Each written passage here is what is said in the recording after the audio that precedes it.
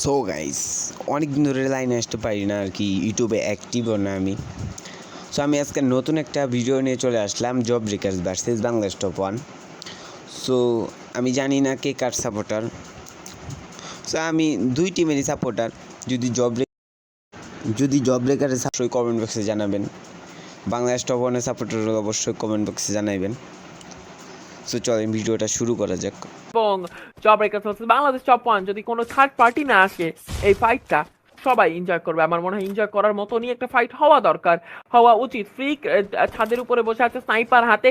জোনটা আসলে কাদের কাছে? জোনটা আসলে বাংলাদেশ টপ ওয়ানের কাছে না, জোনটা জব ব্রেকার্সের সামনে।